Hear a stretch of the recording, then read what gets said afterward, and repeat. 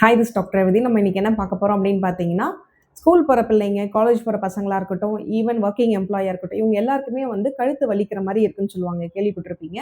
நார்மலாகவே இந்த கழுத்து வலி எதனால் வருது அப்படின்னு பார்த்தீங்கன்னா, எந்த ஒரு எலும்பு பிரச்சனையும் இருக்காது. ஈவன் எக்ஸ்ரே எடுத்து பார்த்தால் அதில் நார்மலாக இருக்குன்னு தான் டாக்டர் சொல்லுவாங்க. ஸோ அப்படி நார்மலாக இருந்தும் ஏன் கழுத்து வலி வருது அப்படின்னா, அவங்க உட்கார பொசிஷனும் பார்க்குற பொசிஷனாலேயும் தான் நமக்கு இந்த கழுத்து வலி வர ஆரம்பிக்குது. இப்போ படிக்கிற பசங்க எப்படி படிப்பாங்க? கழுத்தை நல்லா பெண்ட் பண்ணி படிப்பாங்க இல்லையா?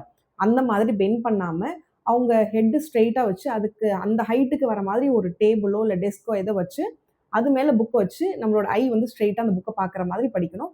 கழுத்த ரொம்ப இப்படி பெண்ட் பண்ணக்கூடாது. அதே மாதிரி உட்காரும்போது நல்ல கூன் போட்ட மாதிரி இப்படி உட்காராம, ஸ்ட்ரெயிட்டா உட்காருங்க. சப்போஸ் சப்போர்ட் பின்னாடி இல்லன்னா, ஒரு குஷன் மாதிரி வச்சு, அந்த ஸ்ட்ரெயிட் போஸ்டர்ல உட்காந்தீங்கன்னா, உங்களுக்கு ஓரளவு வந்து அந்த கழுத்து வலி வராம இருக்கும். அதே மாதிரி இந்த ஒர்க்கிங் எம்ப்ளாயிலாம் பார்த்தீங்கன்னா, ரொம்ப நேரம் உட்காந்துட்டே இருக்க மாதிரி இருக்கும். அவங்க எல்லாம் வந்து ஒரு சின்ன பிரேக் எடுத்து ஒரு 5 மினிட்ஸ் ஒரு வாக் போயிட்டு வாங்க. அந்த மாரி வாக் பண்ணும்போது அவங்களுக்கு பொசிஷன் சேஞ்ச்னால ஓரளவுக்கு அந்த வலி வந்து அப்படியே கன்டினியூவா வராம நம்ம அவாய்ட் பண்ணிக்கலாம்.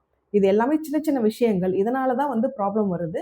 இது எல்லாமே நம்ம மாத்தணும் அப்படின்னாலுமே இந்த வலி வந்து நமக்கு வராம போயிடும். பட் இது வந்து இமிடியேட்டா ட்ரீட்மெண்ட் பண்ண வேண்டிய விஷயமான்னு கேட்டீங்கன்னா, அப்படிலாம் கிடையாது. அந்த ட்ரீட்மெண்ட்லாம் இதுக்கு நெசசிட்டி கிடையாது. பட் இத வந்து அப்படியே நம்ம வந்து கேர் பண்ணாம விட்டோம் அப்படின்னா, ஃபியூச்சர்ல ஏஜ் ஆக ஆக அது ஏதாவது எலும்பு தொந்தரவ நமக்கு குடுக்க ஆரம்பிக்கும். லைக் போஸ்டர் மாறுறதுனால, அதனால ஏதாவது ஒரு வலி வரலாம். இல்ல வந்து அவங்க அப்படியே சுத்தமா பெண்ட் பண்ணி படிக்கிறதுனால, அந்த நர்வ் எல்லாமே நமக்கு இரிட்டேஷன் ஆகலாம். ஈவன் கைய வந்து ரொம்ப நேரம் தொங்க போட்டே உட்காந்து வச்சிருப்பாங்க.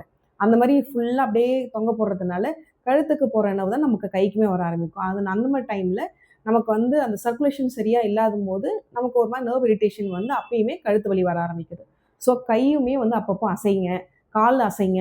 அந்த மாதிரி சின்ன ஒரு பிரேக் எடுத்துட்டு வாக் பண்ணிட்டு வாங்க. இது எல்லாமே பண்ணும்போது ஓரளவு வந்து அந்த கழுத்து வலி வராம பார்த்துக்கலாம். சின்ன பிள்ளைங்களுக்குலாம் வந்துடுச்சேன்ட்டு கவலைப்படாதீங்க. இது பயப்படுற விஷயம் இல்ல. இது நார்மல் விஷயம் தான். இத வந்து அப்பவே நீங்க வந்து பொசிஷன் மாத்தி நார்மல் பண்ணிட்டீங்கன்னா ப்ராப்ளம் கிடையாது. அத அப்படியே விட்டீங்கன்னா, நான் ஆல்ரெடி சொன்னது தான் ஏஜ் ஆக ஆக உங்களுக்கு சில தொந்தரவுகள் வரலாம். ஸோ ஏர்லியா அத டயக்னோஸ் பண்ணிட்டு ஏர்லி பொசிஷன ப்ராப்பர் பண்ணிக்கோங்க.